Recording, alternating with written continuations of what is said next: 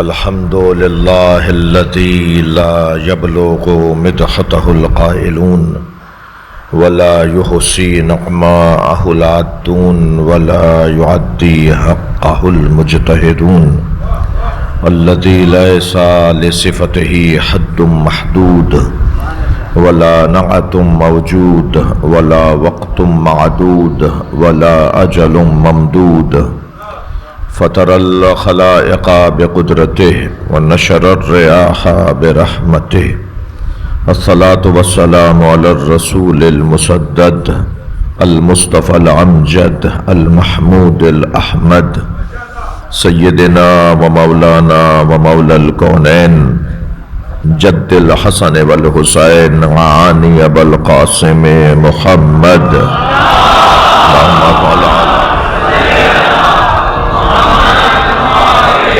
وآله الطيبين الطاهرين المعصومين الذين قال الله إنما يريد الله ليذهب عنكم الرجس أهل البيت ويطهركم تطهيرا اللهم صل على محمد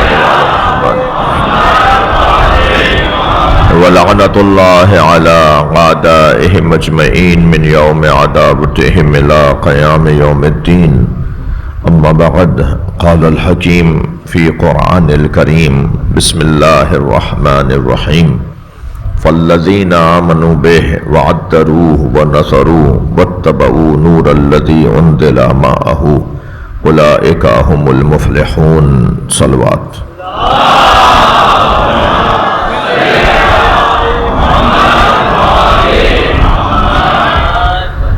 التماس کر رہا ہوں ایک سورہ فاتحہ 3 مرتبہ سورہ اخلاص حاضرین مجلس کے مرحومین، خاص طور پر بانی مجلس جناب آصف نقوی صاحب کے مرحومین، آپ سب کے میرے مرحومین سید اشتیاق احمد نقوی، سیدہ نعیمہ خاتون، سید عابد حسین حاطف الوری، سیدہ شاہینہ فاطمہ، سید ارشد علی، سیدہ ناز فاطمہ، مولانا سید محمد عون نقوی، سید مشتاق احمد نقوی، سیدہ صابرہ بانو، رحم اللہ من قرأ الفاتحہ۔ بسم اللہ الرحمن الرحیم الحمدللہ رب العالمین الرحمن الرحیم مالک یوم الدین ایاک نعبد و ایاک نستعین اہدنا الصراط المستقیم صراط الذین انعمت علیہم غیر المغضوب علیہم ولا الضالین۔ بسم اللہ الرحمن الرحیم قل هو اللہ احد اللہ الصمد لم یلد ولم یولد ولم یکن له کفوا احد۔ بسم اللہ الرحمن الرحیم قل هو اللہ احد اللہ الصمد لم یلد ولم یولد ولم یکن له کفوا احد۔ بسم اللہ الرحمن الرحیم قل هو اللہ احد اللہ الصمد لم یلد ولم یولد ولم یکن له کفوا احد۔ اللہم صلی علی محمد وآل محمد۔ مغفرت کے لیے بلندتر صلوات۔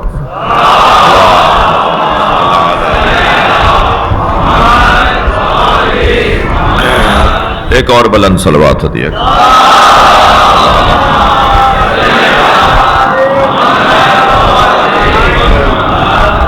سورہ مبارکہ اعراف ہے اور اعراف کی 157ویں آیت ہے۔ فالذین آمنوا بہ، پس وہ لوگ جو میرے نبی پر ایمان لائے۔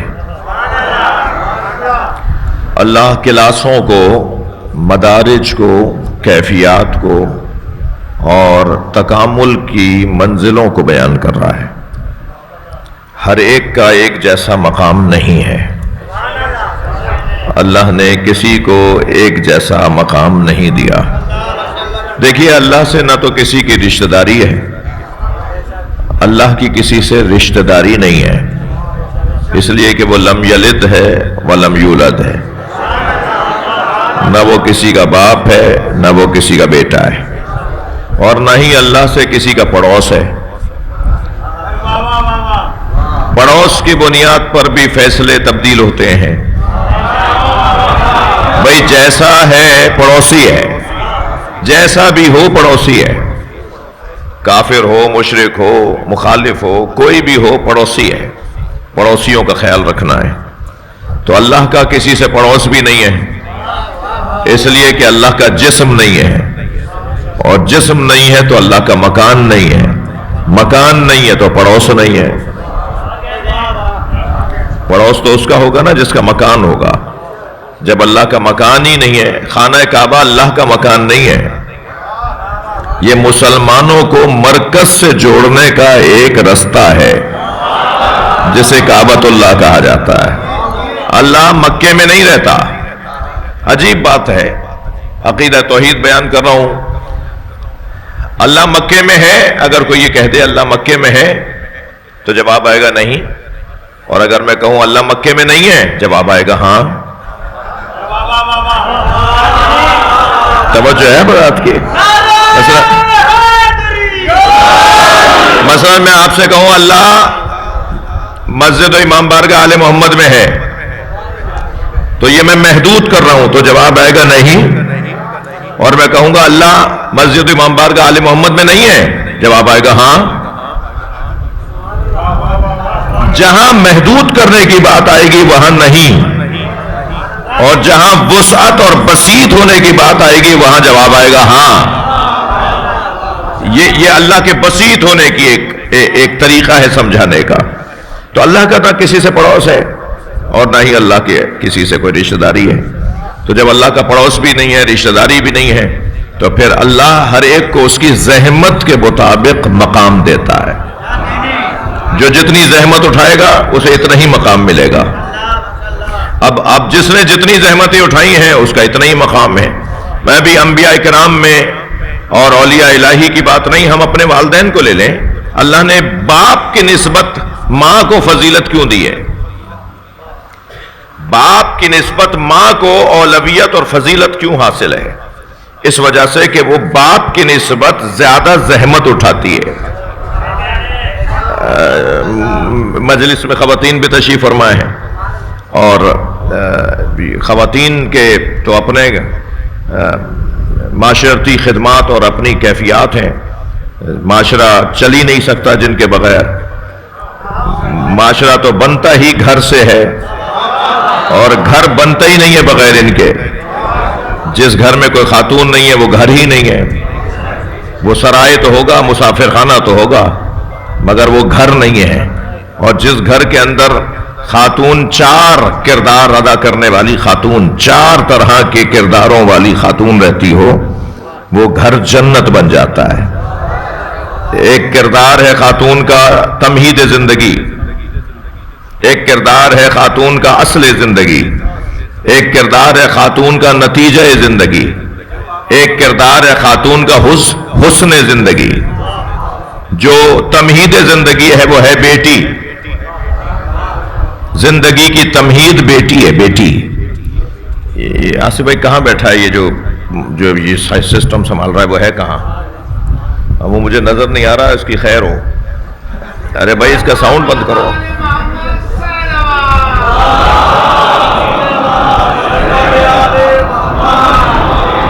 ایکو بند کرو، ایکو بند کرو تاکہ میری بات لوگوں تک.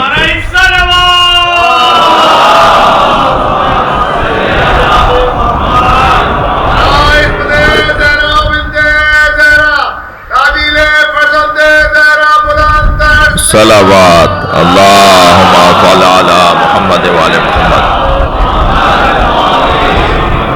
جی بات آئی ہے تو میں عرض کر رہا ہوں، گھر کی بات آ رہی تھی. تو گھر تو جنت بنتا ہی خواتین سے. تو تمہید زندگی بیٹی. جس گھر میں بیٹی نہیں ہے اس گھر میں اداسی ہے. بیٹی. ایک صاحب کے مولانا چھٹی بیٹی ہوئی تو وہ لڈو بانٹ رہے تھے. تو کسی نے کہا صاحب یہاں تو پہلی بیٹی ہو جائے تو لوگوں کے منہ لٹک جاتے ہیں، تو آپ کے یہاں چھٹی بیٹی ہوئی ہے تو آپ لڈو بانٹ رہے ہیں. تو کہنے لگے مولانا وہ جو بیٹا ہوتا ہے نا اسے پڑھانا پڑتا ہے، اور بیٹی پڑھ کر آتی ہے. بیٹی تہذیب پڑھ کر آتی ہے، بیٹی ادب پڑھ کر آتی ہے، بیٹی اخلاقیات کو پڑھ کر آتی ہے.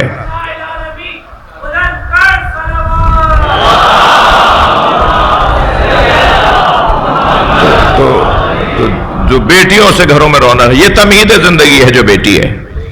پھر یہی جب روپ بدلتی ہے، دوسرا کردار گھر کے اندر ہے اصل زندگی، وہ ہے زوجہ. زوجہ زندگی کی اصل ہے. پھر یہی خاتون جب ایک اور کردار اور ایک اور قلمدان لیتی ہے تو یہ ہے نتیجہ زندگی، جسے کہتے ہیں ماں۔ ماں نتیجہ زندگی ہے، اور میں مضمون سے ہٹا ہوا نہیں ہوں عزیزو۔ اس کے بعد ایک اور کردار بھی ہے خاتون کا، وہ ہے حسن زندگی، جسے کہتے ہیں بہن۔ بہن کے بغیر تو کربلا نہیں بستی بھائی، بہن کے بغیر تو امام حسین کی تحریک شروع نہیں ہوگی۔ تو یہ جو کردار ہے خواتین کے، یہ اپنے اپنی جگہ ان کا اپنا اپنا مقام ہے، اپنا اپنا کردار ہے، اپنا اپنا کام ہے، اور ہر کردار میں یہ ایک منفرد مقام رکھتی ہے۔ یہ ہر قلمدان جب ہاتھ میں لیتی ہے تو اس کا مقام دوسرے مقام سے کم نہیں ہوتا۔ تو گھر اللہ تو اس کو مقام دیتا ہے کہ جو زیادہ زحمت اٹھاتا ہے، تو ماں زیادہ زحمت اٹھاتی ہے، اس لیے باپ کی نسبت ماں کا مقام زیادہ ہے۔ ایسا ہی ہے انبیاء کرام میں کیوں ہمارے نبی کا مقام سب سے زیادہ ہے؟ کیونکہ سرکار نے خود فرمایا ما اوذی نبی قط کما اوذیت، کسی نبی کو اتنی اذیتوں کا سامنا نہیں کرنا پڑا جتنے اکیلے مجھ مصطفیٰ نے مصائب اور مشکلات کو دیکھا ہے۔ سب سے زیادہ اذیتیں اگر کسی نے اٹھائی ہیں تو وہ سرکار نے اٹھائی ہیں۔ شاید یہ بھی ایک سبب ہے کہ سرکار کا مقام بھی سب سے بلند ہے، تو ہر ایک کو اس کے مقام کے مطابق وہ مقام فضیلت عطا کرتا ہے۔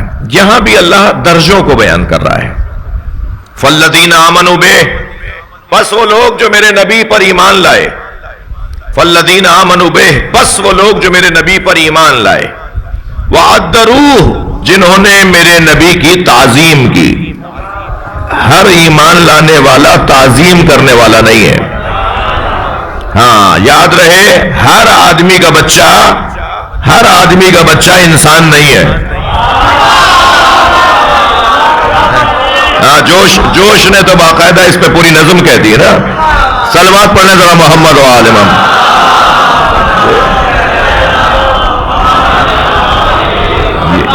یہ آدمیوں کو انسان بنانا، ایک صلوات اور پڑھے نبی کی ذات پہ۔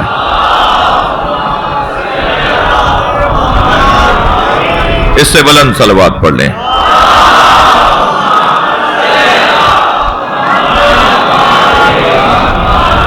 توجہ میرے ساتھ ہے؟ جی ہر آدمی انسان نہیں ہے، اور ہر انسان مسلمان نہیں ہے، اور ہر مسلمان مومن نہیں ہے، اور ہر مومن متقی نہیں ہے، اور ہر متقی سلمان نہیں ہے، اور سلمان لاکھوں جمع ہو تو علی نہیں ہے، امیر المومنین امام المتقین۔ تو یہ درجات ہیں، کیفیات ہیں۔ فالذین آمنوا بہ، پس جو لوگ میرے نبی پر ایمان لائے، وعذروہ، جنہوں نے میرے نبی کی تعظیم کی۔ اب ایک اور درجہ بڑھ گیا، ایمان کے بعد تعظیم کرنے والے لوگ، اب تعظیم کے بعد ایک اور درجہ بھی ہے، اور وہ کیا ہے؟ وَنَصَرُوهُ، جنہوں نے میرے نبی کی مدد کی۔ یعنی ہر مومن تعظیم کرنے والا نہیں ہو سکتا، ضروری نہیں ہے، اور ہر تعظیم کرنے والا مدد بھی کرے، یہ بھی ضروری نہیں ہے۔ اس کے بعد چوتھا اور آخری اور کمال کا درجہ کیا ہے؟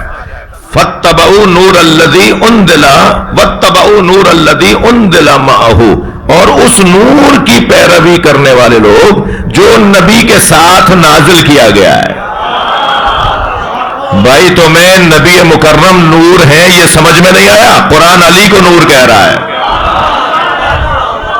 نبی کے ساتھ نازل ہونے والا نور، اس کی اتباع کی بات ہے۔ مولانا تشریف فرمائے، میرے بہت ہی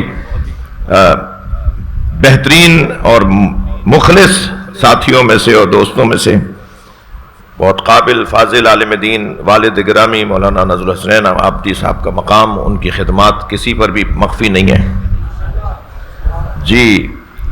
اتباع اور اطاعت میں فرق ہے۔ یہاں لفظ اطاعت نہیں آیا ہے، جو قرآن مراد لے لو۔ فالذین آمنوا بہ سمجھ میں آ رہا ہے، وعذروہ تعظیم کرنے والے سمجھ میں آ رہا ہے، ونصروہ مدد کرنے والے سمجھ میں آ رہا ہے، واتبعوا نور الذی انزل معہ، اور وہ اتباع کرنے والے وہ لوگ ہوتے ہیں اس نور کی جو نبی کے ساتھ نازل کیا گیا ہے۔ اتباع کرنے والے، اطاعت نہیں۔ عربی گرامر میں لفظ اطاعت قول اور فعل دونوں کے لیے آتا ہے، مگر اتباع صرف فعل کے لیے آتا ہے۔ کوئی ایسا نور ہے جو عمل کر کے دکھاتا ہے، وہ نور کون نور ہے؟ جو نبی کے ساتھ نازل ہوا ہے۔ نہیں آئی بات واضح نہیں ہوئی؟ انا والی من نور واحد، میں اور علی ایک نور کے دو حصے ہیں۔ اللہ اللہ اللہ اللہ اللہ اللہ اگر چاہتا تو مولا علی کا نور بھی نبی کے نور کی طرح، جناب زہرا کے نور کی طرح، جناب حسن حسین کے نور کی طرح مولا علی کا نور بھی علیحدہ سے بناتا۔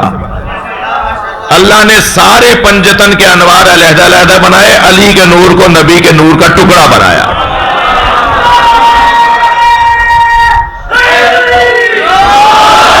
صرف مولا علی کے لیے یہ علیحدہ سا لفظ ہے، انا وعلی من نور واحد، میں اور علی ایک نور، واحد نور سے دو ہیں،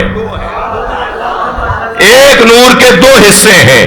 اس کی بڑی حکمتیں ہیں، اس کے بڑے پیغامات ہیں۔ سب سے بڑا پیغام تو یہ ہے کہ جو ایک وجود کے دو حصے ہوں تو ایک حصہ دوسرے حصے کا جز ہوتا ہے، اور جز ملتا ہے تو کل بنتا ہے۔ اگر تمہیں نبی سمجھنا ہے تو علی کو سمجھو تاکہ نبی سمجھ میں آئے۔ اور اس سے بڑا نتیجہ مولانا آپ سے دعا چاہیے، اس سے بڑا نتیجہ یہ ہے جب نبی نے کہہ دیا انا و علی، اب لگانا نعرہ تم میری اس بات کے بعد، انا و علی من نور واحد، میں اور علی ایک نور کے دو حصے ہیں، تو اب بھی خلافت بلا فصل پہ دلیل چاہیے؟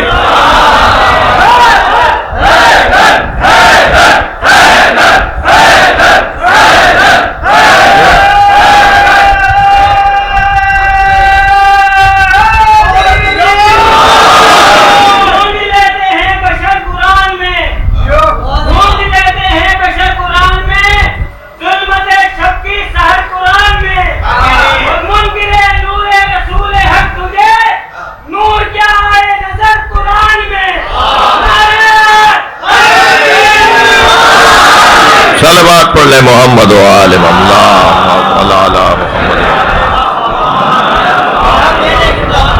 یہ درجہ اللہ چاہتا یہ ہے،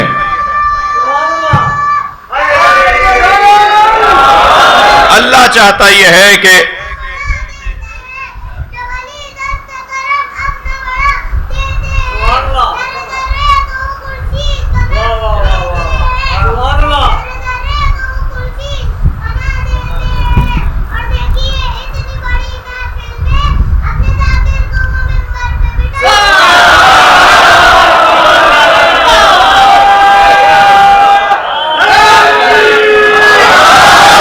اللہ چاہتا یہ ہے کہ کسی طرح سے لوگ علی کے دروازے پر آ جائیں، اللہ چاہتا یہ ہے کہ کسی طرح سے لوگ علی کے دروازے پر آ جائیں۔ میرے بچوں جوانوں، مستقبل تشیع کا ہے۔ کچھ لوگ ہیں کہ جو آج اپنے اختیار سے آ رہے ہیں، کچھ لوگ کل اللہ کے حکم سے، اس کی مرضی سے، اس کی مشیت سے اور اللہ کے اعجاز سے علی کے دروازے پر آئیں گے۔ آنا سب کو یہی ہے، تو جو پہلے سے آئے ہوئے ہیں وہ میزبان ہو جائیں گے، انہیں اپنا دل و دماغ وسیع کرنے کی ضرورت ہے۔ آنا سب کو یہی ہے۔ ہاں، یہ امام بارگاہ چھوٹے پڑھنا شروع ہو گئے، امام بارگاہ چھوٹے نہیں ہوئے، علی والوں میں اضافہ ہو گیا ہے۔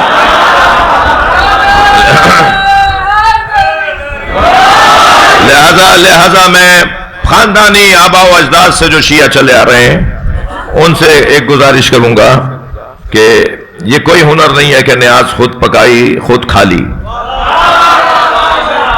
انہیں بھیجیے جو نیاز نہیں کھاتے، واپس کریں تو دوبارہ بھیجیے، پھر واپس کریں تو پھر بھیجیے۔ آپ کا اور ان کا مسئلہ ہی نہیں ہے، ان کا اور حسین کا مسئلہ ہے۔ مجھے یقین ہے چوتھی دفعہ ان کی طرف سے نیاز آئے گی کہ ہم بھی نیاز کرتے ہیں، اخلاق سے، پیار سے، محبت سے، اس سے بہتر تبلیغ کا رستہ نہیں ہے۔ ہم سب پر لازم ہے کہ ہم مولا علی کی ولایت لوگوں کے ذہنوں میں ڈالیں۔ میں اہل علم سے اور عربی گرامر جاننے والوں سے توجہ چاہوں گا۔ غدیر کے میدان میں اللہ نے نبی سے کہا، حکم دیا بلغ ما انزل الیک من ربک، پہنچا دیجئے. یہ ترجمہ ٹھیک نہیں ہے، مسلسل پہنچائیے. لفظ بلغ ہے، لفظ ابلغ نہیں ہے. اللہ چاہتا تو ابلغ بول دیتا، ابلغ وہ بھی فعل امر، بلغ وہ بھی فعل امر. ابلغ باب افعال کا صیغہ، باب افعال سے فعل امر، اور بلغ باب تفعیل سے فعل امر. باب افعال میں ایک مرتبہ پہنچا دینے، ابلغ ذرائع ابلاغ. ایک بات مرتبہ خبر آ گئی، ختم ہو گئی بات، بار بار ایک ہی خبر آئے گی کیا؟ اخبار میں ایک دفعہ خبر آ گئی وہ ابلاغ ہو گیا. ایک دفعہ پہنچا دینے کو ابلغ کہیں گے، بار بار پہنچانے کو بلغ کہیں گے. نبی سے اللہ کہہ رہا ہے کہ بلغ، بار بار پہنچائیے وہ جو آپ کے رب نے آپ پر نازل کر دیا. تو سرکار تو دو مہینے کے بعد رحلت فرما گئے. 18 ذی الحج کو آپ نے اعلان غدیر، 18 ذی الحج کو مولا علی کی ولایت پہنچائی، اور سفر کی 28 کو آپ کا وصال ہو گیا، آپ کی شہادت ہو گئی.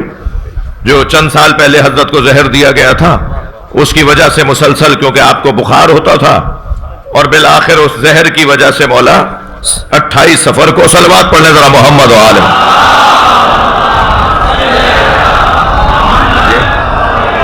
28 سفر کو سرکار کی شہادت ہو گئی. تو 2 مہینے کے بعد سرکار اس دنیا سے رحلت فرما گئے، شہید ہو گئے، دنیا سے رخصت ہو گئے. تو ادھر تو حکم یہ ہے کہ بار بار پہنچائیے، بلغ بار بار پہنچائیے. تو سرکار نے بار بار کہاں پہنچایا؟ تو بھائی پوری حدیث پڑھو. سرکار نے فرمایا من کنت مولا فہذا علی المولا، میں سنیں گے، میں جس کا مولا ہوں علی اس کا مولا ہے. یہ کہہ کے رکے نہیں، فرمایا فَلْيَبْلَغِ الشَّاهِدَ الْغَائِبَ وَالْوَالِدَ الْوَلَدَ إِلَى يَوْمِ الْقِيَامَةِ. یہ جو میں کہہ رہا ہوں لازم ہے ہر شاہد پر کہ وہ غائب تک پہنچائے. ہاں مجھے حکم ہے کہ مسلسل پہنچاؤ، تو میں تو جا رہا ہوں 2 مہینے بعد. ہر شاہد پر لازم ہے کہ وہ غائب پر پہنچائے. اور بات یہاں نہیں رکی، ہر والد پر واجب ہے کہ ولد تک پہنچائے. تو عزیزو ہر باپ پر ذمہ داری ہے کہ بیٹوں کے دماغ میں علی کی ولایت ڈالے. ولایت مولا علی، ولایت مولا علی لوگوں کو حکم ہے کہ وہ ایک دوسرے میں منتقل کریں. جی ہر والد پر واجب ہے کہ ولد تک ولایت کو پہنچائے. اب مجھے یہاں ایک جملہ ایک بزرگ کا یاد آ رہا ہے، بھائی وہی والد تو پہنچائے گا نا جس کا ولد ہوگا. صلوات پڑھنے ذرا نبی اور آل نبی پر. اللہم صل علی.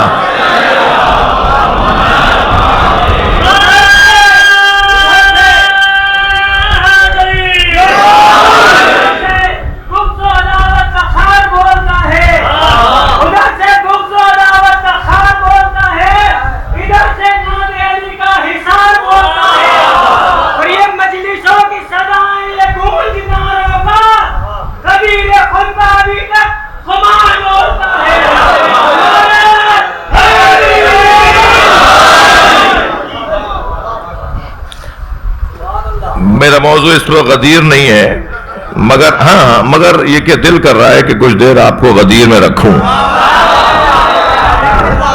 جی نبی مکرم نے میدان میں، غدیر کے میدان میں فرمایا جو آگے چلے گئے انہیں واپس بلاؤ، اور جو پیچھے رہ گئے ان کا انتظار کرو.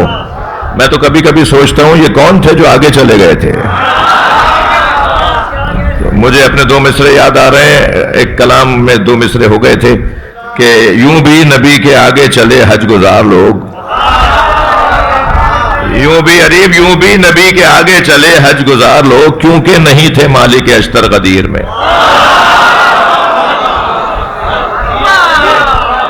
تو یہ فرمایا جو آگے چلے گئے انہیں واپس بلاؤ، جو پیچھے رہ گئے ہیں ان کا انتظار کیا جائے. اور سرکار نے میدان غدیر میں مولا علی کی ولایت کا اعلان کیا، اور جب اعلان ہو گیا تو 200 سے زیادہ صحابہ کرام رضوان اللہ تعالی علیہم، 200 سے زیادہ صحابہ کرام رضی اللہ تعالی عنہم، انہوں نے مولا علی کی شان میں فی البدی قصیدے کہے. ہاں یہ میدان غدیر تھا یا جشن ولایت علی؟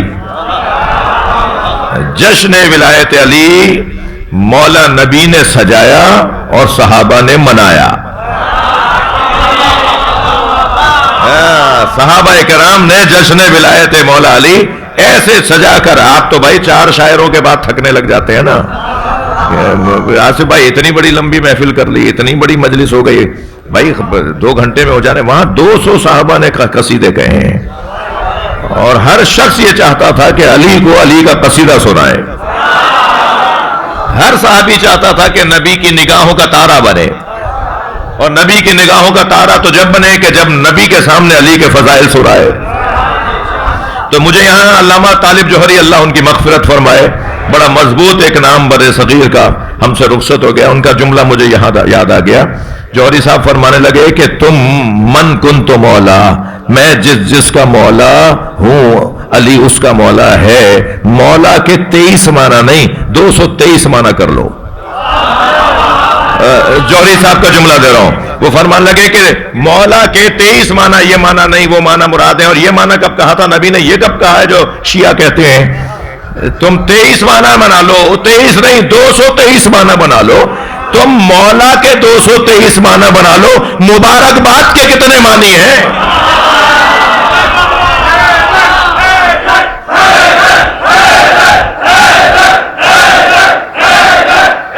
صلوات پڑھ لیں محمد و آل محمد کا.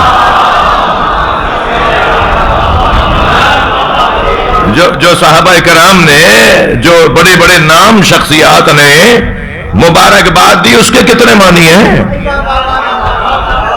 جو مولا علی کو مبارکباد دی, اسبحتا کیا بخن بخن لکا ابن ابی طالب, مبارک ہو ابو طالب کے بیٹے, تم میرے اور ہر مومن مومنہ کے مولا ہو گئے. اس مبارکباد کے کتنے مطلب ہیں؟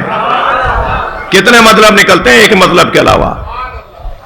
تو یہ چاہتے یہ ہیں کہ کسی طرح اس نور کی اتباع ہو جو نور نبی کے ساتھ نازل ہوا ہے.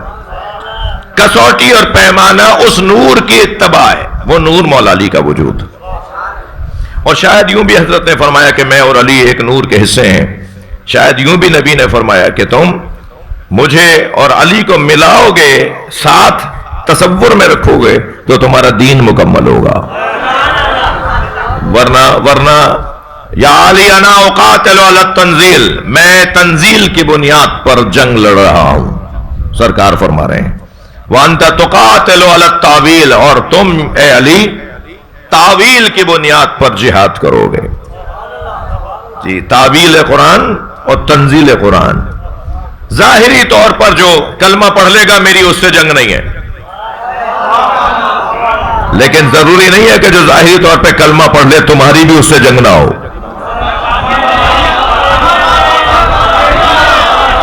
اس لیے کہ تعویل کے مطابق تو آپ گہرا, یعنی میں لفظوں کو یوں کہوں کہ میں تو شکل دیکھ کر اسلام مان لوں گا, تم دل میں اتر کے اسلام دیکھو گے. لہذا مولا کائنات کے جو جتنے بھی جہاد ہیں وہ سب نبی کے بتائے ہوئے, نبی کے بعد جتنے جہاد مولا کے ہوئے. جی, بڑے آرام سے کہہ دیجئے کہ صفین کے اندر, جمل کے اندر, نہروان کے اندر کون تھا کون نہیں تھا, لیکن کم سے کم نہروان میں تو سارے مسلمان مانتے ہیں نا کہ جو علی سے لڑنے آئے وہ مسلمان نہیں رہے. جو علی سے لڑنے آئے, جنہوں نے علی مولا کے خلاف تلوار چلائی, نہروان میں تو سب مانتے ہیں نا. تھوڑا سا میں ایک درد کے ساتھ کہوں کہ وہ نہروان والے اگر شام والے کے دشمن نہ ہوتے نا تو وہ بھی مسلمان ہوتے. وہ اس لیے کافر ہو گئے, وہ اس لیے مسلمان نہیں رہے کیونکہ وہ شام والے کے بھی مخالف تھے. نہیں گئی میری بات؟ صلوات پڑھے گا محمد و آل محمد.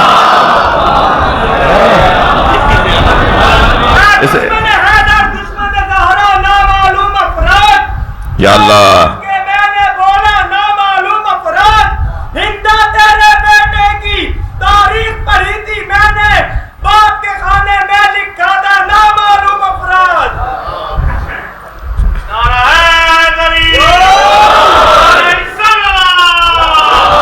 اللہم صلی علی محمد وعلی. میں جہاں تک آؤں نا آپ بھی وہیں تک آئیے, کیونکہ میں اس کا ذمہ دار ہوں جہاں تک میں خود آ رہا ہوں. توجہ ہے بات کی, تھوڑی سی بات آگے جائے تو بات بہت روشن ہے کہ مولا علی، اللہ چاہتا یہ ہے، میں اپنے اصلی مضمون پر آپ کی توجہ میرے ساتھ ہے، اللہ چاہتا یہ ہے کہ سب علی کے دروازے پر آ جائیں، کوئی علی سے دور نہ رہے۔ یہ کیوں ہے ایسا؟ کیوں چاہتا ہے اللہ ایسا؟ ایک دلیل نہیں ہے، لاکھوں دلیلیں ہیں کہ اللہ سب کو مولائی دیکھنا چاہتا ہے۔ اللہ سب کو مولائی ہونے میں شدید یعنی شیعہ ہونا دیکھنا چاہتا ہے۔ سب کو بالآخر اس دروازے پر آنا ہے، آج نہیں کل سب یہیں آئیں گے، کچھ اختیار سے، کچھ اجبار سے، کچھ مجبوراً آئیں گے، کچھ اختیاراً آئیں گے۔ حجاج ابن یوسف لعین کا دربار ہے، کہنے لگا ایک آیت نے میری کمر توڑ دی ہے، دلیل دے رہا ہوں کہ سب کو یہیں آنا ہے۔ کہنے لگا ایک آیت نے میری کمر توڑ دی ہے، جب بھی پڑھتا ہوں تو مجھے یہ آیت سمجھ میں نہیں آتی۔ وہاں بیٹھے ہوئے لوگوں میں سے ایک نے کہا جی وہ کون سی آیت ہے؟ کہا یہ سورہ نساء کی آیت، وَإِن مِّنْ أَهْلِ الْكِتَابِ إِلَّا لَيُؤْمِنَنَّ بِهِ قَبْلَ مَوْتِهِ وَيَكُونُ عَلَيْهِمْ شَهِيدًا۔ کوئی اہل کتاب نہیں ہے مگر یہ کہ وہ مرنے سے پہلے مومن ہو کے مرے گا اور اس کے مومن ہونے پر گواہی دی جائے گی۔ کہنے لگا یہ روزانہ یہودی مر رہے ہیں، یہ روزانہ عیسائی مر رہے ہیں، اور قرآن تو کہہ رہا ہے کہ اہل کتاب مومن ہوئے بغیر مریں گے نہیں۔ تو یہ تو عیسائی روزانہ خبر آتی ہے فلاں محلے کے 4 عیسائی ہیں، ان کا بھی انتقال ہو گیا، وہ یہودی جو تھے وہ بھی مر گئے۔ تو کہنے لگا یہ تو اکثر ان کے مرنے کی خبریں آتی ہیں اور قرآن تو کہہ رہا ہے یہ مومن ہوئے بغیر مریں گے نہیں، تو اس آیت نے میری کمر توڑ دی ہے۔ تو وہاں بیٹھے ہوئے تھے ابن حوشب۔ اچھا ابن حوشب کون ہے؟ روایت پوری ہوگی تو آپ کو اندازہ ہوگا، جس پر اندازہ یہ بھی کیا جائے کہ ہر دربار میں بیٹھا ہوا درباری نہیں ہوتا۔ خبردار میرے بچوں جوانوں، آپ سے کہہ رہا ہوں جلدی فیصلے مت لیا کرو۔ ہر دربار میں بیٹھا ہوا، حتیٰ دربار شام میں مصائب نہیں پڑھ رہا، یہ جو زید ابن ارقم، باقاعدہ ہمارے ہاں ان کے نام کے اسکول بھی بنے ہوئے ہیں ہمارے بھائیوں نے، زید ابن ارقم۔ زید ابن ارقم شام میں یزید کے دربار میں بیٹھے تھے، صحابی ہیں یہ، اور انہوں نے امام حسین کا جب سر آیا ہے تو کھڑے ہو کر احتجاج کرنا شروع کیا، انہیں کوڑے مار کر دربار سے یزید نے نکلوایا، اور ان زخموں کی تاب نہ لا کر یہ شہید ہو گئے۔ تو دربار میں آنا دلیل نہیں ہے کہ یہ درباری ہے۔ کیا معلوم دربار میں کس غرض سے، کس ہدف، کس مقصد کے تحت گئے ہوں، پیغام پہنچانے گئے ہوں، دفاع کرنے گئے ہوں، وہاں حمایت کرنے گئے ہوں، تو ہمیشہ فوراً رائے نہ دیا کریں ان لوگوں کے لیے جو کوئی آپ کا، سب ایک جیسے نہیں ہے، نیتوں کا مسئلہ ہے، نیتوں کا مسئلہ ہے، خمیر کا مسئلہ ہے، خون کا مسئلہ ہے، خاندانی پس منظر کو دیکھا کرو، جلدی فیصلے نہ لیا کرو۔ حجاج کہنے لگا اس آیت نے میری کمر توڑ دی ہے کہ ہر اہل کتاب، قرآن کہہ رہا ہے کہ مرنے سے پہلے مومن ہو کے مریں گے، یہ تو مومن ہو کے نہیں مر رہے۔ تو وہاں ابن حوشب نے آواز دے کر کہا کہ جان کی امان ہو تو کچھ کہوں؟ اس نے کہا امان ہے۔ کہا حضور امیر، یہ آیت تو آخری زمانے کی آیت ہے، جب حضرت مہدی ظہور کریں گے اور حضرت مہدی کے پیچھے حضرت عیسیٰ نماز پڑھیں گے، تو دنیا کا کوئی یہودی اور عیسائی رہے گا نہیں کہ جو مومن نہ ہو جائے۔ کہنے لگا بھئی بات بڑے پتے کی ہے، بات بڑے کام کی ہے، مگر یہ لائے کہاں سے ہو؟ اتنی سنگین بات میرے ذہن میں کیوں نہیں آئی؟ تم یہ بات کہاں سے لے کر آ گئے؟ اس نے کہا پھر مجھے جان کی امان چاہیے، آپ مجھے کچھ کہیں گے نہیں اگر میں یہ بتاؤں گا کہ یہ کس نے بتایا ہے؟ تو کہنے لگا امان ہے۔ کہا یہ محمد باقر نے بتایا ہے۔ صلوات پڑھ لیں امام محمد باقر پر۔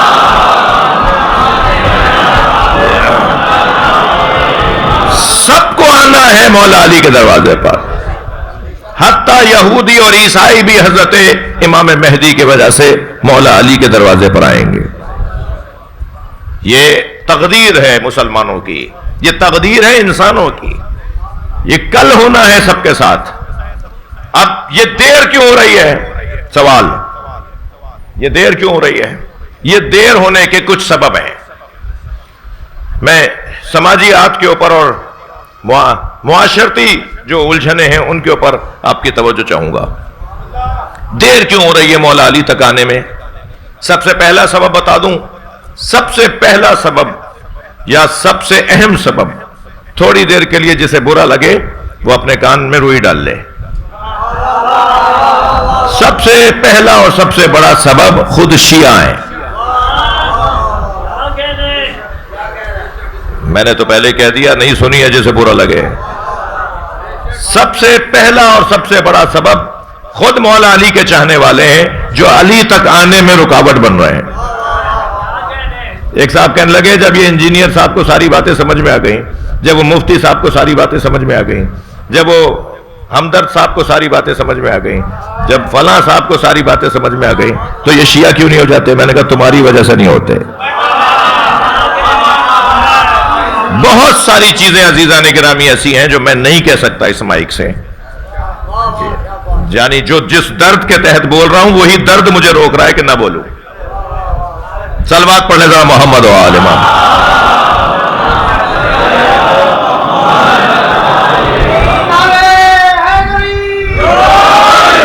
جی بہت بڑی رکاوٹ ہے, بہت بڑی رکاوٹ ہے, خود بیریئر بن رہے ہیں اپنے کاموں میں. کیوں ایسا ہے؟ کون کون سے پوائنٹ ہیں جنہیں ٹھیک کرنا ہے؟ وہ پھر آپ مجھے اجازت دیں کہ کبھی نجی گفتگو میں عرض کروں آپ سے.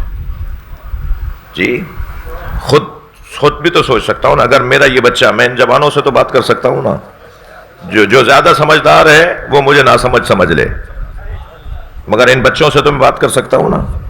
ان جوانوں بچوں سے میں یہ کہہ رہا ہوں کہ ایک ایک پوائنٹ خود سوچو کہ وہ یہ والا پوائنٹ ہے جس کی وجہ سے میں لوگوں کو اہل بیت تک آنے میں اچھا کردار ادا نہیں کر پا رہا, یعنی میرے اس کام کی وجہ سے وہ اب تک ادھر نہیں آیا ہے. ہر شخص خود سوچے. شاید ایک ایک پوائنٹ ہر ایک سوچنا شروع ہو جائے گا کہ بھئی یہ والا کام میں اگر کر لوں تو شاید بہتری آ جائے, یہ والا کام چھوڑ دوں تو شاید بہتری آ جائے.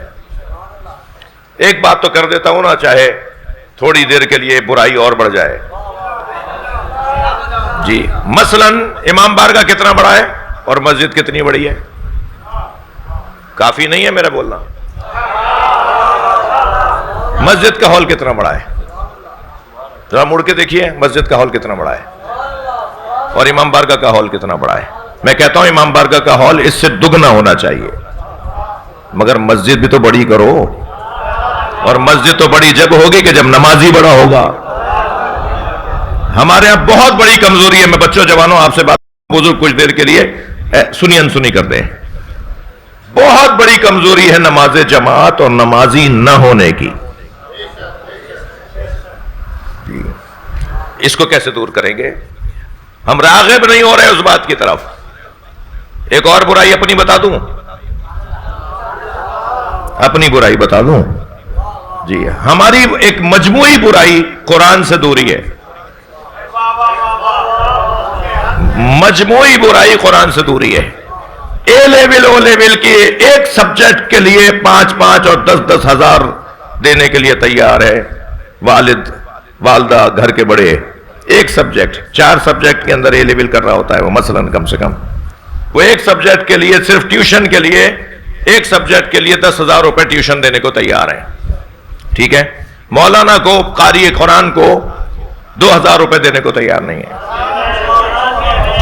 مولانا نے کہا آپ 500 روپے دیتے ہیں, مہنگائی ہو گئی ہے, 1,000 روپے بڑھا دیجئے. کہتے کو مولانا پیسے, مولانا ہمارے ہم نہیں دے سکتے. یعنی قرآن, جب قرآن پڑھانے والے کے ساتھ یہ ہوگا تو قرآن پڑھانے والوں میں اضافہ کیوں ہوگا؟ ان ٹیچرز میں تو اضافہ ہوگا جو ٹیچرز بھاری پیسے لے رہے ہیں, کیونکہ اس کا ماحول بڑا اچھا ہے اور اس کی خاطر پیسہ مل رہا ہے. لیکن قرآن والے کو کیوں وہ شوق کرے؟ اچھا پھر ایک خام مخواہ کی بات ہمارے ذہنوں میں ڈالتی گئی کہ شیعہ کہتا ہے ولضالین, سنی کہتا ہے ولضالین. سنی تو دال سے پڑھتا ہے اور شیعہ ضاد سے پڑھتا ہے. بھائی یہ غلط فہمی ہے, خدا کے واسطے سمجھو اس بات کو. کوئی شیعہ ولضالین نہیں کہتا, کوئی سنی ولضالین نہیں کہتا. یہ مخرج کا مسئلہ ہے. زبان جب اوپر کے 2 دانتوں کی, اوپر کے سائٹ کے دانتوں پہ جا کے لگے گی نا, خفا ہو رہے ہیں آپ مجھ سے, جب یہ زبان کا یا آپ زبان تصور کریں, مجھے معاف کیجئے گا, ہو جائے برائی کوئی بات نہیں ہے. یہ جو زبان آپ تصور کریں, یہ زبان کا یہ حصہ جو ہے وہ جب سائڈ والے دانتوں پہ جا کے لگے گی نا, اور پھر آپ زور لگائیے تو نکلے گے ولضالین, ولضالین. ٹھیک ہے, اور دال نکلتا ہے, زبان کی جو نوک ہے وہ آگے والے 2 دانت جو بڑے دانت ہوتے ہیں ان کی جڑ میں جا کے لگے گا تو لکھنے کا ولضالین. دعاد نکلتا ہے، دال نکلتا ہے آگے والے دانتوں سے، زعاد نکلتا ہے سائڈ والے دانتوں سے. اب جب آپ ولضالین کہیں گے تو ذہن میں آ رہا ہوتا ہے، سنائی میں دے رہا ہوتا ہے، سننے کو آ رہا ہوتا ہے کہ یہ دال بول رہے ہیں، تو سنی دال بولتا ہے، شیعہ زعاد بولتا ہے. نہیں بھائی، ایسا نہیں ہے. اس چکر میں کیا بھائی، سنی عالم سے ہمیں قرآن نہیں پڑھوانا. ہمارا بچہ قرآن نہ پڑھا، قرآن ان پڑھ ہو جائے، مگر سنی سے نہیں پڑھوانا. بھائی سنی کا شیعہ کا دو قرآن نہیں ہے، خدا کے واسطے. سنی اگر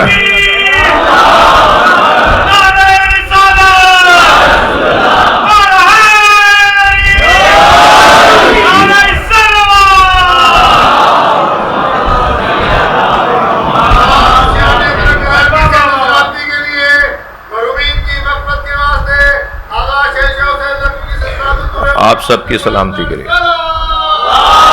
اللہم صل علی محمد وعلی محمد. بھائی اگر کوئی ہمارے محلے میں علاقے میں کوئی شیعہ قاری قرآن نہیں ہے اور سنی قاری قرآن ہے تو اس سے اپنے بچوں کو قرآن پڑھوا لیجئے. ہاں، دینیات مت پڑھوائیے گا ان سے. مجھے بیلنس کرنا آتی ہے بات. صلوات پڑھیں محمد وعلی محمد. ایک اور بلند صلوات پڑھ لیں نبی کے ذات پر.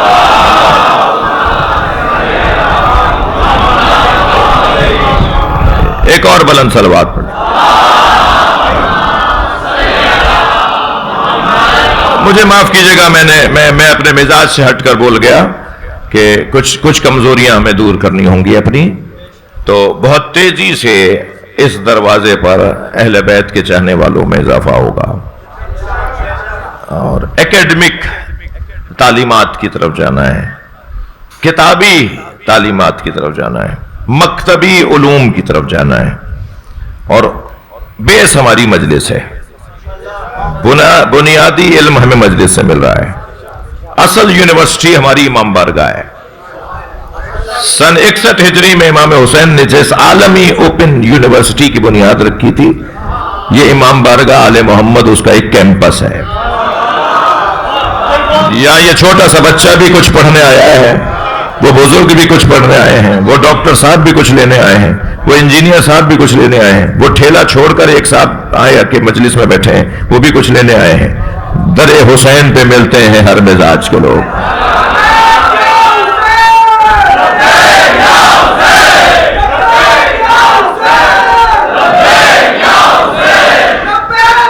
نہیں صحیح ہے.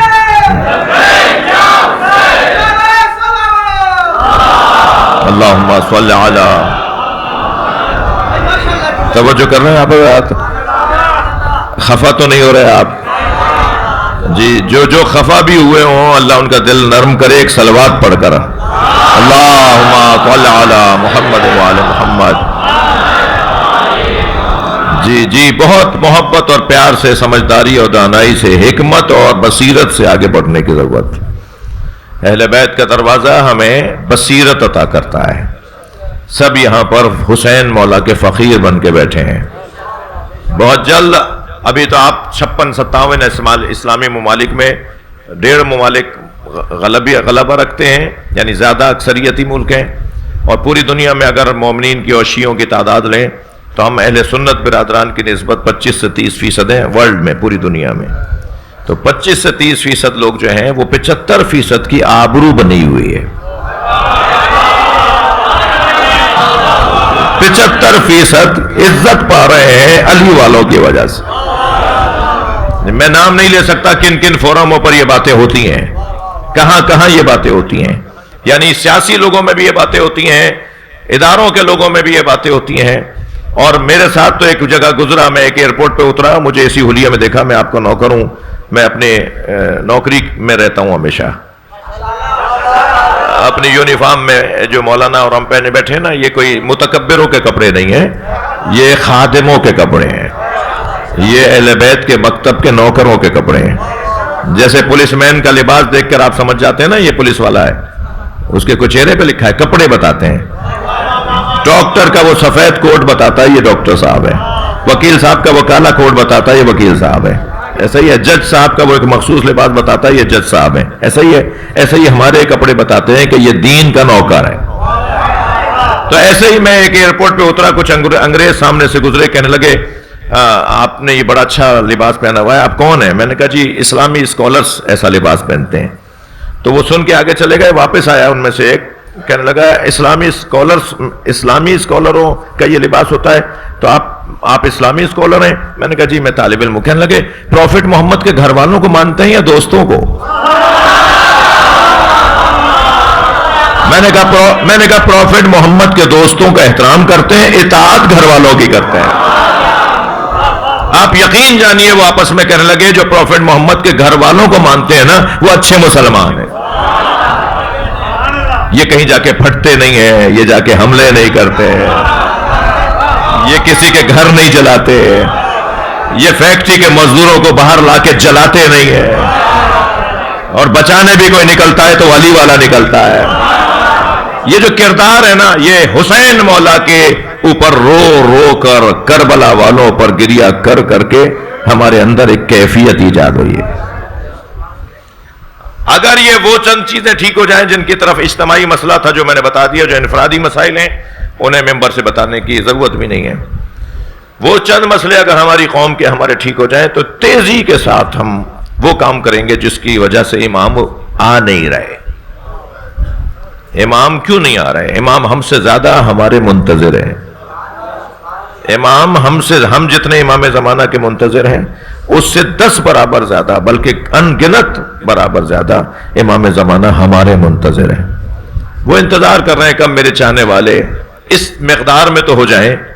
اچھا یہاں ذہن میں رہے 313 جو امام کے سالار اور سپہ سالار ہیں, جوان سوال کر سکتا ہے نا کہ اتنے سارے مجتہدین, 1000 سے زیادہ تو ہمارے مجتہدین ہیں پوری دنیا میں, تو 313 نہیں ہوئے جو امام آ جاتے. امام کو 313 علماء نہیں چاہیے, امام کو 313 وہ دانشور چاہیے جو شجاع بھی ہوں. ہر عالم شجاع نہیں ہے, ہر عالم شجاع نہیں ہے. قدر کیجئے اپنے فقہا میں, اپنے علماء میں, اپنے دیندار لوگوں میں کہ جو بہادر بھی ہوں. بزدلوں کا تو کام ہی نہیں ہے یا حسین بولنا, بات بات میں پریشانی ہے, قدم قدم پر الجھنے ہیں. یہ مجلس اعزا ہمیں بہادر بنانے کی بھی ایک جگہ ہے. یہ بات بار بار کہتا ہوں, بار بار کہوں گا, مجھے وہ سنی بہت اچھا لگتا ہے جو لاکھوں شیعوں میں ہاتھ باندھ کے نماز پڑھتا ہے. کربلا میں, نجف میں, مشہد میں, سامرہ میں, کاظمین میں لاکھوں شیعوں کے درمیان کوئی ہاتھ باندھا ہوا نظر آ رہا ہوتا ہے. مجھے وہ سنی بہت اچھا لگتا ہے جو لاکھوں شیعوں میں ہاتھ باندھ کے نماز پڑھتا ہے. 2 وجہ سے مجھے اچھا لگتا ہے. ایک تو وہ ہاتھ باندھ کر بتاتا ہے, لاکھوں شیعوں میں ہاتھ باندھ کر بتاتا ہے شیعوں سے ڈرو نہیں, یہ مارتے نہیں ہیں. شیعہ کسی کو مارتا نہیں ہے. دوسری وہ اس وجہ سے مجھے اچھا لگتا ہے کہ وہ ہاتھ باندھ کر بتاتا ہے جو دین میں نے سمجھا ہے اس پہ عمل کرنے کی جرت بھی رکھتا ہوں. بہادروں سے تو ویسے ہی پیار ہونا چاہیے. ناراض نہیں ہوئیے گا جو اب میں جملہ کہنے جا رہا ہوں. مجھے وہ سنی بہت اچھا لگتا ہے جو لاکھوں شیعوں میں ہاتھ باندھ کے نماز پڑھتا ہے, مگر مجھے اتنا ہی وہ شیعہ برا لگتا ہے جو 4 سنیوں میں ہاتھ باندھ لیتا ہے. ہمارے افسران, ہمارے پولیٹیشنز, ہمارے زمینداران, ہمارے وزراء, ہماری حیثیت والے لوگ جب چاہتے ہیں ہاتھ باندھ لیتے ہیں. شرمندہ ولی کو مانتے ہو؟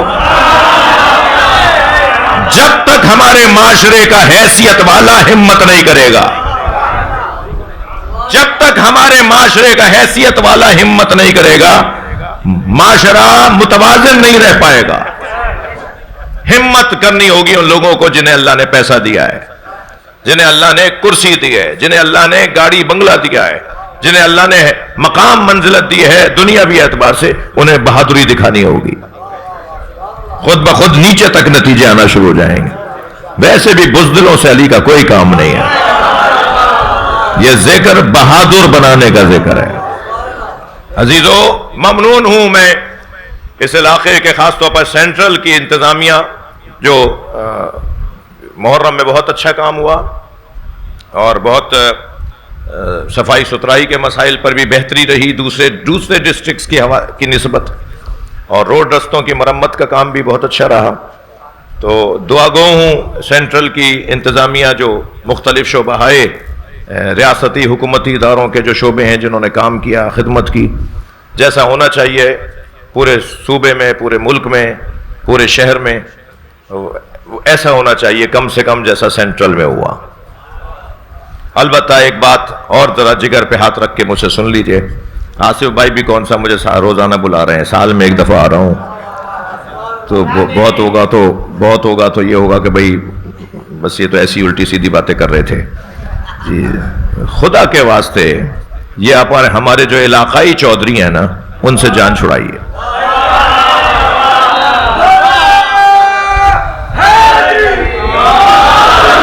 میری بات تو آپ نے پوری سنی نہیں۔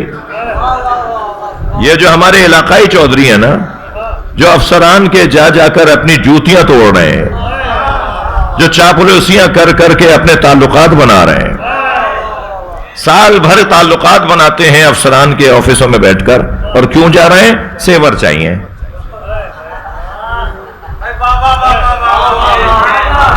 جی کیوں جا رہے ہو بھائی؟ وہ روڈ رستہ صحیح کروانا ہے۔ اگر وہ کر رہے ہیں تو بھائی انہیں پیسہ مل رہا ہے تو کر رہے ہیں، وہ کوئی احسان نہیں کر رہے، ان کی ذمہ داری ہے وہ یہ کریں۔ اتنا زیادہ وہاں جا کے لڑ رہے ہیں آپس میں، چھوٹی چھوٹی باتوں پر مسئلے کھڑے کر رہے ہیں۔ خدا کے واسطے پوری شیعہ قوم کو ذلیل مت کرو۔ 2 سال میری قوم اگر میرے مشورے پہ عمل کر لے تو اس قوم کا ماحول ہی کچھ اور ہو جائے گا۔ طے کریں، میں سینٹرل کی بات نہیں کر رہا، سب سے اچھا رہا ہے سینٹرل۔ جی طے کریں ہمارے پورے پاکستان، بالخصوص پورے صوبے کے، اور بالخصوص بالاخص کراچی کے ادارے، علاقے طے کریں کہ ہمارے اس علاقے کے اندر ہمارے 25 امام بار گئے، اتنے اشرے ہوتے ہیں، لائٹ کا مسئلہ ہے، جنریٹروں کے خرچے ہیں، سیوروں کے مسئلے ہیں، روڈ رستے کی مرمت ہے، کتنا خرچہ ہے، کتنے پیسے ہیں؟ معلوم ہے جی اس علاقے کے اندر 1 کروڑ کا خرچہ ہے، اس علاقے میں 50 لاکھ کا خرچہ ہے، اس والے ضلع کے اندر 40 لاکھ کا خرچہ ہے۔ شیعہ قوم تو پورا ملک پال دے بھائی۔ کیوں؟ کیا مصیبت آ رہی ہے وہاں جا کر؟ شرم آئی، میرا سر نہیں اٹھ رہا تھا جب یہ خبر آئی کہ فلاں میٹنگ کے اندر وہ کمشنر صاحب اٹھ کے چلے گئے، کیونکہ بلایا تھا 5 کو، آ گئے وہاں 200۔ بھائی جب آپ کو بلایا نہیں ہے تو آپ گئے کیوں ہیں؟ کیوں آپ پوری قوم کو داؤ پہ کیوں لگا رہے ہیں؟ خدا کے واسطے ان علاقائی چودھریوں کو ذرا سمجھائیے کہ اپنے تعلقات کی وجہ سے پوری قوم کو داؤ پہ مت لگاؤ۔ آبرو بناؤ، عزت بناؤ، اپنا احترام بناؤ، پوری قوم کا وقار بڑھاؤ۔ صلوات پڑھنے محمد و آل محمد۔ اس سے بلند صلوات نبی اور آل نبی پر اللہ۔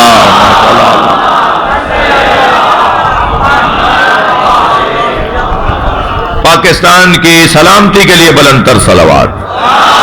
اللہم صل علی محمد و آل محمد۔ فلسطینی مسلمانوں کی حمایت کے لیے بلند تر صلوات۔ اللہم صل علی محمد و آل محمد۔ پارہ چنار کے مومنین کی حفاظت کے لیے بلند تر صلوات۔ اللہم صل علی۔ میری اور مجھ جیسے لوگوں کی خلوص اور سچائی میں اضافے کے لیے بلند تر صلوات۔ اللہم صل علی محمد۔ اللہ چاہتا یہ ہے کہ سب اس دروازے پر آ جائیں، اور اس دروازے پر آنے میں جو رکاوٹیں ہیں وہ میں نے صراحتاً اور اشارتاً آپ کے سامنے عرض کر دی۔ سب کو یہاں آنا ہے، بس میں آنے والوں میں تاخیر کا سبب نہ بنوں، یہ مجھے اپنے آپ سے بات کرنی ہے۔ اور بہت سارے سبب ہیں، پیسہ استعمال ہو رہا ہے، خوف کا ماحول ہے، ڈرایا دھمکایا جا رہا ہے، بزدلی ہے۔ بہت سارے لوگ مجمع میں کھڑے ہو کے کہتے ہیں ہم فقہ جعفریہ پہ عمل کرنا چاہتے ہیں، کلمہ سن لیجئے۔ کچھ لوگ کہتے ہیں سب کے سامنے پڑھوں گا تو میرے گھر میں جھگڑے شروع ہو جائیں گے۔ تو ہر ایک کا اپنا حال علیحدہ ہے، کوئی کسی کے بارے میں، سب مریضوں کو ایک نسخہ نہیں دیا جائے گا، ہر مریض کا نسخہ علیحدہ ہے، ہر مریض کی زندگی کے معاملات علیحدہ ہیں۔ لہذا بس اتنا کیجئے کہ میرا حصہ نہ ہو اس کام میں جو اہل بیت کی طرف لوگوں کو راغب کرنے میں رکاوٹ کا سبب ہے. میں ان میں سے نہیں ہوں. بہت نقصان ہوا ہے اس گھرانے کا، بہت خرچ کر دیا انہوں نے معاشرے کی خاطر، بہت خرچ کر دیا. زیارت جامعہ، زیارت عاشورہ، زیارت وارثہ. میں گواہی دیتا ہوں قد اقمت الصلاۃ وآتیت الزکوٰۃ. میں گواہی دیتا ہوں آپ نے نماز کو قائم کیا، آپ نے زکوٰۃ ادا کی، وامرت بالمعروف، آپ نے امر بالمعروف کیا، ونہیت عن المنکر، آپ نے نہی عن المنکر کیا. میں گواہی دیتا ہوں. یہ زیارت وارثہ آپ کی مسجد میں لگی ہوئی ہے. امام معصوم نے فرمایا ہے نا یہ، مولا حسین میں گواہی دیتا ہوں آپ نے امر بالمعروف کیا، مولا حسین میں گواہی دیتا ہوں آپ نے نہی عن المنکر کیا. اچھا، مولا حسین کے لیے تو زیارت وارثہ ہے نا. امام سجاد نے دربار یزید میں اپنے خطبے میں، امام باقر نے مدینے میں، امام صادق نے، ابو جعفر منصور دوانقی کے سامنے، ہر امام معصوم نے امر بالمعروف نہی عن المنکر کیا. زیارت جامعہ اس کی دلیل ہے. زیارت جامعہ تو تمام ائمہ کو سلام ہے نا. تو زیارت جامعہ میں امام علی نقی تمام ائمہ کو سلام کر کے کہتے ہیں آپ نے امر بالمعروف کیا، آپ نے برائیوں سے روکا، آپ نے اچھائیوں کی طرف لوگوں کو راغب کیا، اور آپ نے اپنی جان دے دی معاشرے کی اصلاح کی خاطر. عزیزو، یہ حسین کون ہے جن کے نام میں اتنی کشش ہے کہ میں ابھی کچھ کہنا شروع کروں گا آپ کی آنکھوں میں آنسو اترنا شروع ہو جائیں. قتیل العبارات حسین، سب سے زیادہ جس پر آنسو بہتے ہیں، جس کے نام پر سب سے زیادہ آنسو بہتے ہیں، وہ امام حسین کی ذات ہے. جس کے نام پر سب سے زیادہ رویا جاتا ہے وہ امام حسین کی ذات ہے. یہ جو آپ کی آنکھ میں، میری آنکھ میں آنسو ابھر رہا ہے نا، اور سیلان ہوگا نا آنسوؤں کا، اشک کے قطرات کا. میں نے خود اپنی آنکھ سے، اپنی آنکھوں سے یہ روایت پڑھی. معصوم فرماتے ہیں اللہ حسین کے عزاداروں کے آنکھوں سے ٹپکنے والے آنسوؤں کو جمع کرتا ہے. وہ روحانی اور نورانی اعتبار سے جمع ہوتے ہیں. ان آنسوؤں سے اللہ جنت کی خوشبو کو خلق کرے گا. جنت میں جو خوشبو ہوگی نا، وہ حسین کے عزاداروں کے آنسوؤں سے بنے ہوئے عطر کی خوشبو ہوگی. اور علامہ نقن صاحب نے پڑھا اور علامہ مجلسی نے اسے لکھا کہ جب مجلس عزا میں آنسو ٹپکتے ہیں تو ایک بی بی آتی ہے. مجلس میں خواتین بھی بیٹھی ہیں نا، میں ان سے کہوں گا ذرا ادب رہے، احترام رہے، کسی کو دھکا نہ لگ جائے، کسی کو کوہنی نہ چپ جائے. کیا معلوم ایک دکھیا ماں آ چکی ہو اور ان کے ساتھ ان کی 4 سالہ پوتی بھی ہو. میں مردوں سے بھی کہوں گا ذرا ادب رہے، احترام رہے، خاص طور پر جنہیں جانتے نہیں ہیں ان کا خاص ادب رہے. اس لیے کہ کیا معلوم امام سجاد آ چکے ہوں اپنے بابا پر رونے والوں سے پرسہ لینے کے لیے. اللہ آپ کو اجر عطا فرمائے. ہاں زدارو، یہ کچھ کم کام نہیں ہے، کم بات نہیں ہے. امام حسین کے عزاداروں کا مقام کچھ کم نہیں ہے. روایت کہتی ہے کہ بی بی کے ہاتھ میں رومال ہوتا ہے. فی یدہا خرقۃ، بی بی کے ہاتھ میں ایک رومال ہوتا ہے. تصم دموع الباکین، رونے والوں کے آنسوؤں کو اس میں جمع کرتی ہیں. یقیناً یہ مادی آنسو جمع نہیں ہوتے، یہ جو پانی کا قطرہ نظر آ رہا ہے اس کی جو نتیجہ ہے، اس کا جو نور ہے وہ جمع ہوتا ہے. اور نہیں معلوم کہ کیا اس کا، بہت ساری چیزیں تو مرنے کے بعد سمجھ میں آئیں گی نا، بہت ساری چیزیں ہمیں آج سمجھ میں ہی نہیں آئیں گی. ہم اس ماحول کے نہیں ہیں جس ماحول کی وہ بات ہو رہی ہے. اس لیے جب کہہ دیا تو کہہ دیا بس. ہمیں بہت ساری چیزیں بعد میں سمجھ میں آئیں گی. اور پھر امام زمانہ تو عجیب جملہ فرماتے ہیں، امام فرماتے ہیں لا ابکی ان علیک بدل الدموع دمع، اے حسین میرے جد، میرے اگر آنسو خشک ہو گئے، کون کہہ رہا ہے؟ امام زمانہ فرما رہے ہیں اے میرے جد حسین، اگر میرے آنسو خشک ہو گئے تو میں آنسوؤں کی جگہ خون روؤں گا۔ یہ امام زمانہ کے جملے ہیں، لا ابکی ان علیک بدل الدموع دمع، میں آنسوؤں کی جگہ آپ پر جب رو رہا ہوں گا تو آنسوؤں کی جگہ خون روؤں گا۔ اللہ ہمیں امام زمانہ کو پرسہ دینے والوں میں شمار کرے۔ چلیے اپنے ذہنوں کو ذرا لے چلیے، سلام کر رہے ہیں امام زمانہ امام حسین کو، السلام علی خد الطریب، سلام ہو اس رخسار پر جس پر خاک لگ گئی تھی۔ اجرکم اللہ، اجرکم اللہ۔ حق ہے ایسے ہی بلند آواز سے روئے گا۔ جن کے مذہب میں رونا جائز ہے وہ تکلف کر کے نہ روئیں۔ جب آپ ایسے روتے ہیں نا تو امام جعفر صادق دعا دیتے ہیں، امام محمد باقر تو مصلی بچھا کے عزاداروں کے لیے دعا کرتے ہیں، امام رضا تو فرماتے ہیں یبن شبیب، اے فرزند شبیب، جب غم دنیا تمہیں گھیر لے تو غم دنیا میں نہ رونا، فبکی علی الحسین، میرے جد حسین پہ رو لینا، تمہاری ساری پریشانیاں دور ہو جائیں گی۔ اجرکم علی اللہ۔ آمادہ ہو گیا میرا مجمع، مجھے جلدی نہیں ہے، سالانہ مجلس ہے اور دور دور سے لوگ اس میں شرکت کے لیے، پورا علاقہ اس میں شریک ہے، سنی شیعہ بھائی آئے ہوئے ہیں۔ چلیے کچھ دیر کے لیے اپنے ذہنوں کو کربلا لے چلیے۔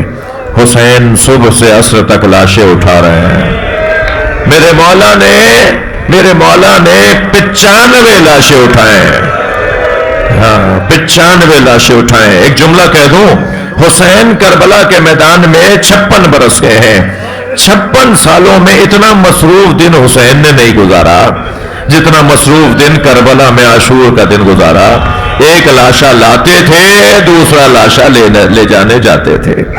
لاشیں تو عزاداروں بہت اٹھائے امام حسین نے، مگر 4 لاشوں پہ حسین بہت روئے، امام کی آنکھوں سے آنسو رکتے نہیں تھے۔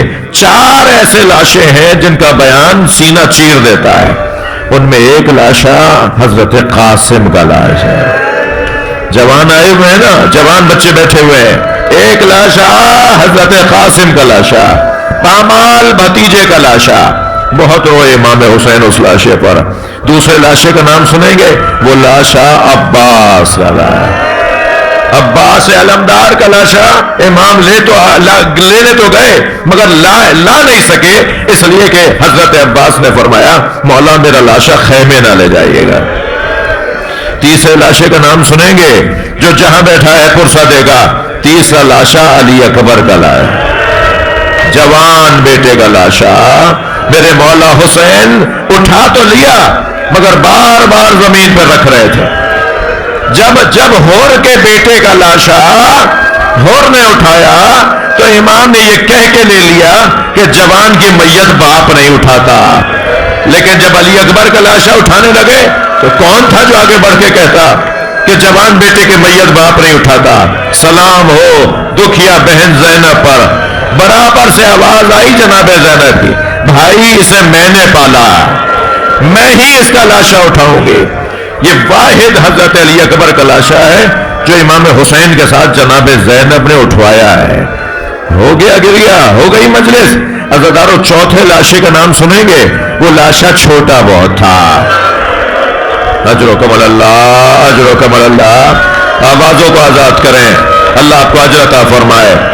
وہ لاشا چھوٹا بہت تھا مگر حسین سے اٹھتا نہیں تھا، کبھی آگے جاتے تھے انا للہ، کبھی الٹے پیر واپس آتے تھے رضن میں خزائے ہی و تسلیما لامرے۔ یہ واحد لاشا ہے جسے امام کسی کی گود میں دے نہیں رہے تھے، سینے سے لگایا ہوا تھا، کبھی پیشانی کا بوسہ دیتے تھے، کبھی کوئی بھی آگے بڑھ کر ہاتھ پھیلاتی تھی، حسین پھر سینے سے لگا لیتے تھے۔ ہاتف غیبی کی آواز آئی، غیبی آواز، اللہ کی گویا آواز آئی، دال حسین حاضر رضی، اے حسین اس بچے کو دے دو، یہ بچہ چھوڑ دو، دے دو اس کی ماں کی گود میں، جنت کی حوریں اس کے استقبال کے لیے کھڑی ہیں، جنت میں ہم نے کچھ حوروں کو طے کیا ہے جو علی اصغر کو گود میں اٹھائیں گے۔ اس وقت امام حسین نے فرمایا تھا ہون علیہ انہ بعین اللہ، مجھ پر یہ مصیبت آسان ہو رہی ہے اس لیے کہ اللہ دیکھ رہا ہے، اس مصیبت کو اللہ دیکھ رہا ہے، یا مصیبت مجھ پہ آسان ہو رہی ہے۔ عزاداروں گریہ ہو گیا، مجلس ہو گئی۔ ایک جملہ کہہ کر میں تاریخ کا صفحہ پلٹنا چاہوں گا۔ کربلا میں حسین ایک مرتبہ مارے گئے، کربلا میں حسین ایک مرتبہ مارے گئے، اور زینب ہر موڑ پر مارے گئے۔ کوفے کا موڑ آیا، آواز آئی یہ باغی کی بہن ہے۔ شام کی راہیں آئی، آواز آئی یہ علی کی بیٹی ہے۔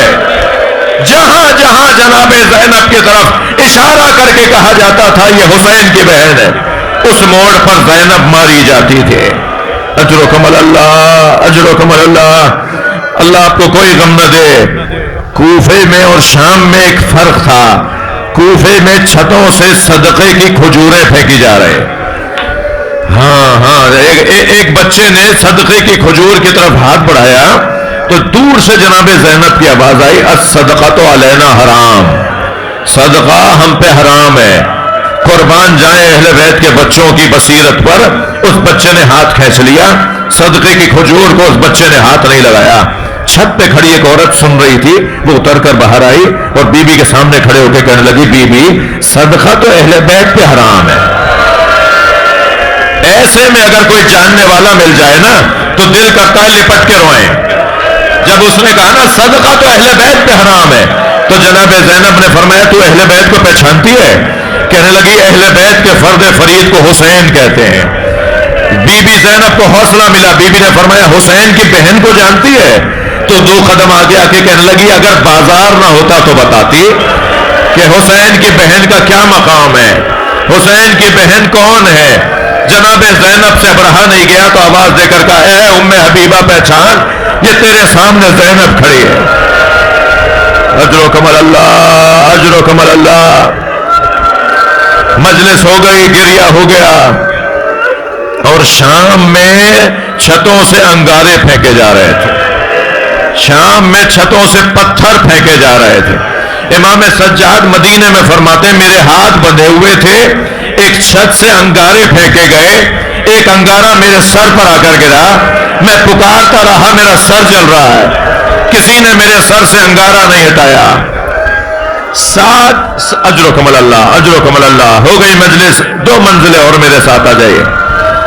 سعد ابن سہل نامی ایک راوی ہے، وہ کہتا ہے کہ میں شام گیا ہوا تھا اپنے کسی ذاتی غرض سے، کہ مجھے شادیانوں کی آوازیں آئیں، رقص اور طرب کی آوازیں آئیں، شہنائیاں بجائی جا رہی تھیں اور شہر سجایا جا رہا تھا۔ تو میں نے کسی سے پوچھا کہ آج کوئی عید تو نہیں ہے، یہ مسلمان آج جشن کیوں منا رہا ہے؟ تو مجھے اس نے جواب دیا کہ کربلا میں ایک باغی کو مارا تھا، اس کے بچوں کو اسیر بنا کر لائے ہیں، اور اب وہ بچے اسیر بنا کے شام کے دربار میں پہنچائے جائیں گے۔ وہ کہتا ہے میں اس جگہ پر آ گیا جہاں اسیروں کو لایا گیا تھا، میں نے عجیب منظر دیکھا، کچھ کٹے ہوئے سر ہیں جو نیزوں کی انیوں پر اٹھائے ہوئے ہیں، کچھ مخدرات ہیں، بیبیاں ہیں جن کے بازوؤں میں رسی باندھی ہوئی ہے، اور انہیں ایسے کھینچ رہے ہیں جیسے بیچے جانے والے غلاموں کو کھینچا جاتا ہے۔ کہتا ہے اچانک میری نگاہ گئی کہ ایک زنجیروں میں جکڑا ہوا ایک اور اسیر بھی ہے جو آگے آگے چل رہا ہے۔ کہتا ہے میں قریب گیا اور میں نے جا کر کہا تم نے کربلا میں کیا کیا تھا، تمہارے بڑوں نے کیا کیا تھا جو انہیں مار دیا اور تمہیں اسیر بنا کر لے آئے؟ تو اس نے گردن اٹھا کر مجھے دیکھا اور کہا سعد ابن سہل تم تو شام کے رہنے والے نہیں ہو۔ کہتا ہے میرے ہاتھ پیر کانپنے لگے، میرا نام بھی جانتے ہیں، میرا علاقہ بھی جانتے ہیں۔ میں نے کہا آپ کون ہیں جو مجھے جانتے ہیں؟ تو انہوں نے فوراً کہا میں علی زین العابدین ہوں۔ کہتا ہے میں نے ایک مرتبہ آگے بڑھ کر امام کے ہاتھوں کا بوسہ لینا چاہا، فرمایا سعد اگر کوئی خدمت کرنا چاہتے ہو تو جاؤ کوئی نرم کپڑا لے کر آؤ۔ وہ کہتا ہے میں ایک دکان سے نرم کپڑا لے کر آیا، جب امام کے پاس آیا میں نے کہا مولا یہ نرم کپڑا لے کر آئے، فرمانے لگے میرا توق اٹھاؤ، اس کے نیچے یہ نرم کپڑا رکھ دو۔ کہتا ہے میں نے توق اٹھایا تو امام کے گلے سے خون جاری ہوا، میں نے وہ نرم کپڑا رکھ کے وہ توق امام کے گلے پر پھر رکھ دیا۔ کہتا ہے اسی اثنا میں بیویوں کے رونے کی آوازیں آئیں، میں نے مڑ کر دیکھا تو ماجرا یہ تھا ایک شخص نے حسین کی پیشانی پہ پتھر مارا، مجھ سے رہا نہیں گیا، میں نے تلوار نکال لی۔ تو امام سجاد کی آواز آئی، سعد رکو، تم سے ایک پتھر برداشت نہیں ہوا، ہم کربلا سے پتھر کھاتے آ رہے ہیں، ہمیں شام کے دربار میں جانے دو، ہمیں بابا کا پیغام پہنچانے دو۔ الا لعنت اللہ علی الظالمین، یا حسین یا حسین۔